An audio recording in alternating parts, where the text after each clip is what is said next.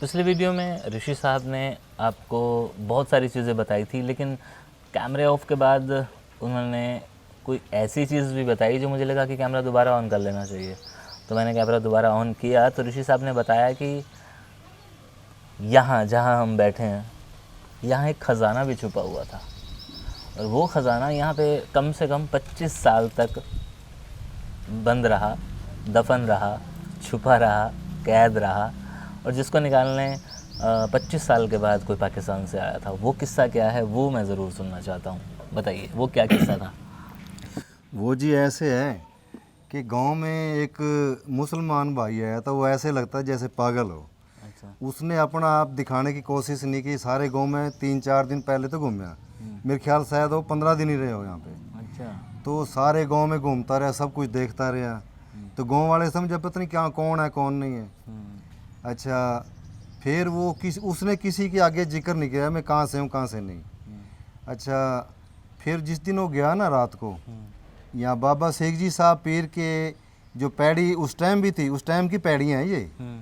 उस पैड़ी के नीचे खजाना छुपा हुआ था, बहुत धन का निकाल के, और कुछ सुबह बिखरा हुआ पड़ा था। वो धन किसकी शक्ल में था? मतलब हीरे जवाहरात थे? ना ना, गहने थे? वो पैसे थे? पैसे थे ये अच्छा। ये चांदी, सोने चांदी के जेवर भी थे, जेवर थे। और सिक्के भी थे, और कोई टूमे टामे थी सोने चांदी की, कुछ ऐसे ही था, जेवरात ही थे ज़्यादा। और कुछ यहाँ भी बिखरे पड़े थे। जब बिखरे पड़े देखे ना तब शक होया गाँव वालों को। तो कुछ मिले भी गाँव वालों को सुबह।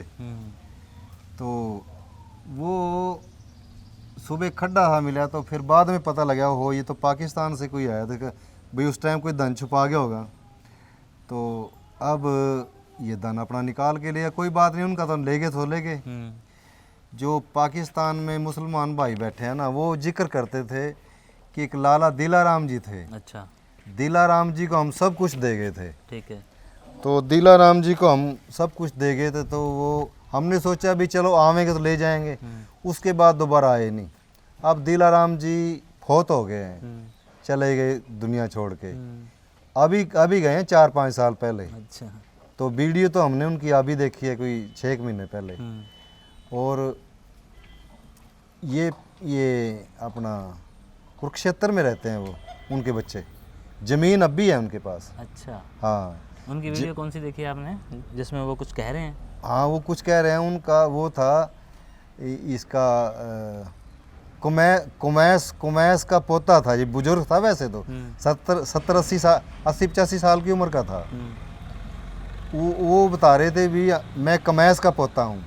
और जो बाबा शेख जी साहब के यहाँ पीपल खड़े हैं अभी बड़े पुराने हैं जी, ये कम से कम 400-500 साल पहले पुराने पीपल हैं ये जो खड़े हैं। हाँ जी। तो इनके ऊपर जोंडे डाल के बैठे थे मुसलमान भाई जिस टाइम रंबा उजड़ने लगा।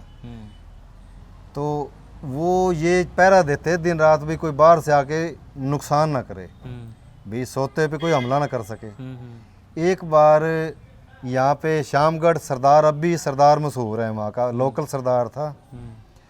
वो हरियाणवी बोली बोलता, पहले से ही पुराना सरदार है वो। तो जो यहाँ के मौजिज थे ना, जैलदार जी थे, नूरू थे, हकीम जी थे, उनको बोला भी आप ऐसे करो चुपचाप निकल जाओ यहाँ से, नहीं तो शामगढ़ मैंने जो दाड़ू दूड़ू चढ़ते थे ना उनको रोका हुआ है। यहाँ पे हजारों की संख्या में मेरे गांव में बैठे हुए हैं भी, हम रंबे पे हमला करेंगे, रंबे को तोड़ेंगे। अच्छा। तो इन्होंने जो चौहान राजपूत थे ना यहाँ के, उन्होंने कहा भी ये धमकी मत दे हमें, ये तेरी खुली छुट्टी है। अच्छा, तू जो मर्जी कर भेज दे जिसको भेजना है। यहाँ भी हम खाली नहीं बैठे, हम भी लड़ने मरने के लिए तैयार हैं। ठीक है। ऐसा मतलब उन्होंने कहा इनके बुजुर्गों ने। अच्छा, फिर यहाँ पे जिस टाइम रंबा उजड़ा ना, यहाँ करनाल साइड से जो मशीन होती है ना, जो तोप होती है, तोप फिट थी, उस पर चैनों वाली मशीन थी वो। अच्छा। टैंक उड़ाने के लिए है। जिस टाइम ये रंबा अकड़ गया भी, रंबा हम नहीं जाएंगे यहाँ से, हमारे तो पताल में जड़े हैं, हम नहीं जाएंगे यहाँ से। अच्छा, उन्होंने तोप फिट कर दी वहाँ पे। अच्छा, ये हमारे बुजुर्ग आज तक कहते हैं, ये अब भी कहते हैं, ये बाबा शेख जी का ही चमत्कार था भाई, जो तोप ना वहाँ उल्टी गाड़ दी ज़मीन में। अच्छा। फिर वो वहाँ से जो आए ना वहाँ के जो उसके साथ अफसर आए हुए थे, उन्होंने पैर पूर पकड़े इनके जो मुसलमान चौहान थे यहाँ के मोजिज आदमी, भाई ऐसे करो, भाई तुम उस मशीन को कढ़वाओ, हम यहाँ नुकसान करने नहीं आए हैं, तो हम तो वैसे सरकार ने भेजे, हम नुकसान नहीं करें। फिर वो छोटे छोटे गोरखे आगे चारों तरफ से घेर लिया ये। फिर ये कहने लगे भी हम टाइम रख दिया, अभी इतने में घंटे में, आधे घंटे में या 2 घंटे में। वो अमन चैन से गए, यहाँ कोई नुकसान नहीं हमने सुना जी, बिल्कुल यहाँ सही सलाम चले गए। 2, 4 या 10 जो यहाँ के राजपूतों के लड़के थे नई उम्र के, वो कहने लगे भी हम सामना करें, हम जंग करेंगे, लड़ाई करेंगे।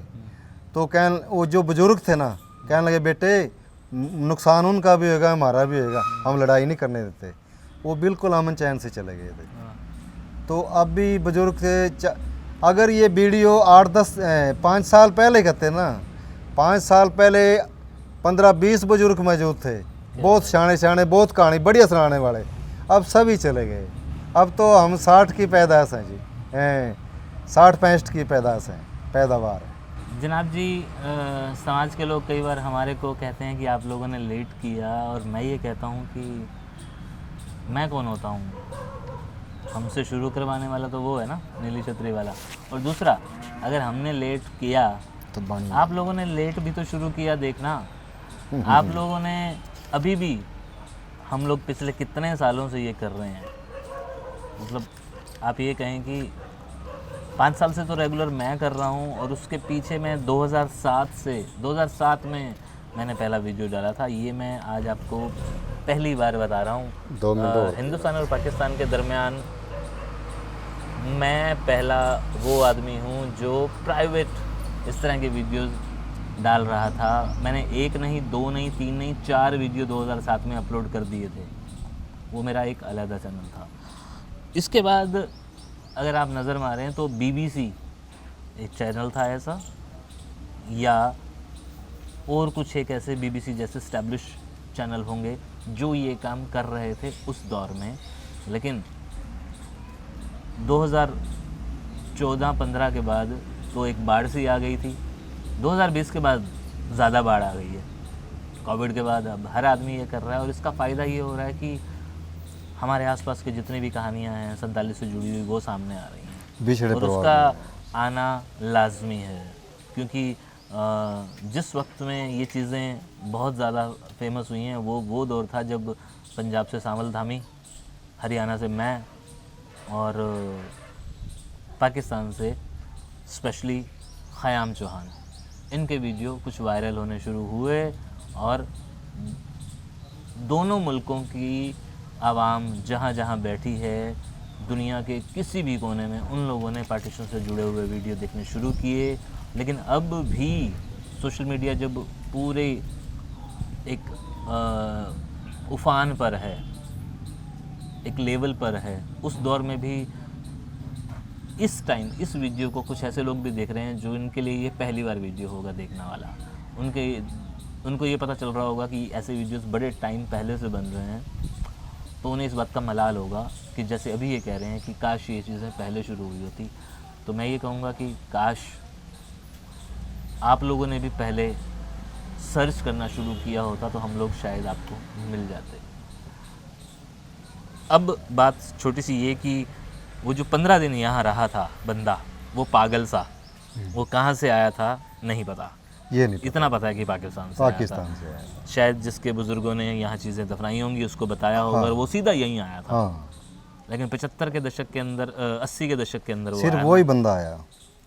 तो वो बंदा जब आया तो क्योंकि उस टाइम बहुत ज़्यादा खून खराबा और मार्केट वैसी नहीं थी, लोग आ रहे थे, तो इसलिए उसको यहाँ पे जगह भी मिल गई होगी, यहाँ पे उसने रहना और घूमना फिरना भी किया होगा। लेकिन खाना भी खूब, गाँव वालों ने कोई इंटरेस्ट नहीं दिखाया, जैसा आप बता रहे हो। कमाल है। और ये चीज़ें अभी तक भी हो रही हैं। 2015 तक तो हमने भी सुना है कि लोग आ रहे हैं और चीज़ों को फरोल रहे हैं और कुछ ना कुछ चीज़ें लेके जा रहे हैं, भले वो हिंदुस्तान से हों या पाकिस्तान से हों। मैंने पीछे 1-2 वीडियोस बनाए थे जिसमें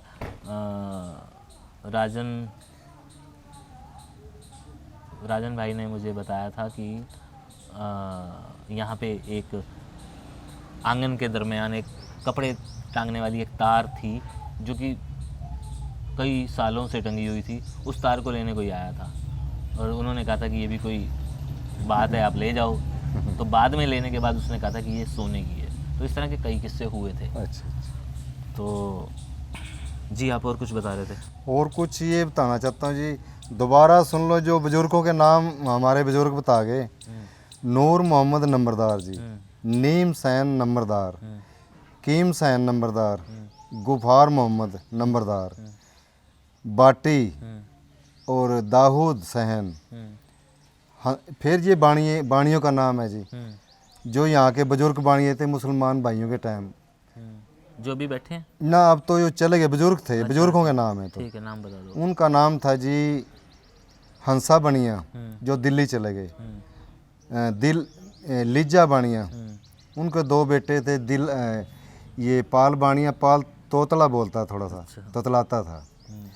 और एक मित्र सैन था, एक ये था राम स्वरूप बाणिया था, एक बजिंदर बाणिया था, एक ये क्या है? मोनी बाणिया, मोनी बाणिया जी, ये ज्योति बाणिया। हाँ ज्योति बाणिया, ज्योति बाणिया ताराचंद दुकान करता था जी। और जनाब ये कुछ नहीं, ये तो इधर है, ये दोबारा नेम, ये तो सुन गया। ये सारे नंबरदार थे, ये सारे बाणिये थे। हाँ ये बाणिया। ठीक है। ये दोबारा एक हंसा। है हंसा बाणिया, हाँ, गुफार मोहम्मद, दाऊद सैन, ये सारे हंसा हो गए। बाणिया। हाँ ये तो यह भी दिखाया तो है। हाँ, यही अभी दिखाया आपने। 1 मिनट में दूसरी साइड दिखाऊं। हाँ ये अच्छा, ये है गांव रंबा के, ये तो मेरा तो- नाम आ ये तो गया। आपके नाम। जेलदार नूर नंबरदार, हाँ जन्नू छकड़ा, जन्नू छकड़ा, झंडू छकड़ा, अच्छा झंडू छकड़ा, मारखली, मारखली, कुन्ना, सिब्बू, कल्लू, फजर गाड़ा, फज्जरगाड़ा, फजर गाड़ा, फमरा, ये है फबरेली, फाजर अली, फाजर अली, फजर अली, अच्छा उसगर बांदर, असगर बंदर, अच्छा मामू गुली हकीम, हकीम। हकीम। ये कुछ ये जिस टाइम मुसलमान भाई गए, हमारे जो पिताजी थे वो 20 15 16 साल के थे, इतने नहीं जानते थे। तो जनाब ये वो कुछ नाम थे जिन्हें आपके बुज़ुर्गों ने, यहाँ के गांव के लोगों ने, रंबा के गांव के लोगों ने इन बड़ियों के या इन लोगों के नाम ज़रूर सुने होंगे। वो इस वीडियो के बाद ज़रूर ज़िक्र करेंगे, क्योंकि ज़िक्र होना तो लाजमी है। अगर आपके घरों में आपके बुज़ुर्ग अभी हयात हैं तो आप उनसे ज़रूर पूछिएगा कि ऐसा भी कुछ था। बाकी आपको अगली वीडियो में, क्योंकि यहाँ के कुछ कई सारे वीडियोज़ आने वाले हैं। शुक्रिया।